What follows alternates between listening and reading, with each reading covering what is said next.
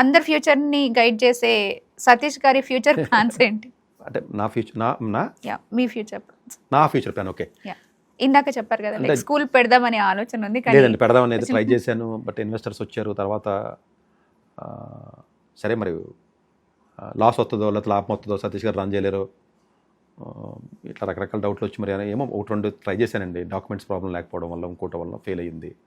Problem interest కూడా తగ్గిపోతుంది నాకు. ఇంకా అంటే అదే స్టూడెంట్స్కి ఏమన్నా బెనిఫిట్ అవుద్దామని ట్రై చేశాను నేను.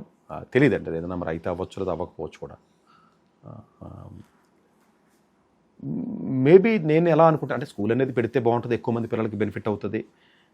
ఒక ఒక ఒక మోడల్ స్కూల్ కింద మనం తయారు చేసినట్లయితే మిగతా స్కూల్స్ కూడా కనీసం ఫాలో అవుతారేమో అన్న ఉద్దేశంతో మేము ట్రై చేశామండి. చెప్పాను కదండి, దీనికి సంబంధించి మిగతా ఆస్పెక్ట్స్లో మోస్ట్ ఫెయిల్ అవుతానే ఉంటాను, ఫెయిల్ చేయని చెప్తానే ఉన్నాను కదా నేను. అది ఫెయిల్ అయినట్టే కదా, ఫెయిల్ అవుతానే ఉన్నాను నేను యాక్చువల్గా. మరి 3 ఏళ్ళు ట్రై చేస్తాను కదా, నేనే పెద్ద సక్సెస్ఫుల్ పర్సన్ అయితే వాటికి పాస్ అయిపోవాలి కదా, స్కూల్ పెట్టేయాలి కదా, నేనే పెట్టలేకపోయాను కదా, అంటే ఆ పర్స్పెక్టివ్లో ఫెయిల్ అయినట్టే కదా నేను. సో ఓకే, ఫెయిల్ అయినట్టే.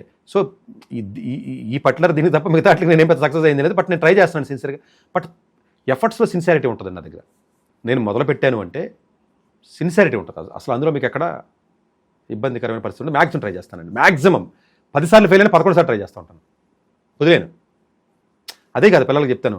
నాకు ఆ మైండ్ సెట్ ఉంది కాబట్టి నేను అలా చెప్తాను అందరికీ, వదలొద్దంటే చెప్తా ఉంటాను. నేను ట్రై చేస్తుంటాను, ఇప్పటికీ నేను ట్రై చేస్తూ ఉంటాను. బట్ జనరల్గా అలాగా 2 సార్లు 3 సార్లు వదిలేస్తే 4 ఏళ్ళ నుంచి ఎందుకు ట్రై చేయాలి, లేకపోతే ఇంతకుముందు చాలా ఇబ్బంది జరిగినాయి. సో అందువల్ల నేను ట్రై చేస్తూ ఉంటానండి. బట్ జనరల్గా సరే మిగతా ఫ్యాక్టర్స్ అన్నీ కలిసి రావాలి. బట్ అంటే నా సిన్సియారిటీ లోపం ఉండదు, అసలు లోపం ఉండదు. ఒకటి ఫ్యూచర్ ప్లానింగ్ అనేది జనరల్గానంటే మేబీ నాకు ఎలా అనిపిస్తుంది అంటే పెద్దగా ప్లాన్ చేయాలని అనుకోను, అది ఆటోమేటిక్గా జరుగుతూ ఉంటుంది. మనం ప్లాన్ చేసినప్పుడు నవ్వో, ప్లాన్ చేయకుండా ఉంటేనే బెటర్ కొన్నిసార్లు. రెండోది ఏంటంటే ఎడ్యుకేషన్ సెక్టర్ చాలా వరస్ట్ సిస్టంలో ఉందంటే దీని మీద కొద్ది గొప్ప గట్టిగా మాట్లాడింది నేను ఒకటే. ఇప్పుడు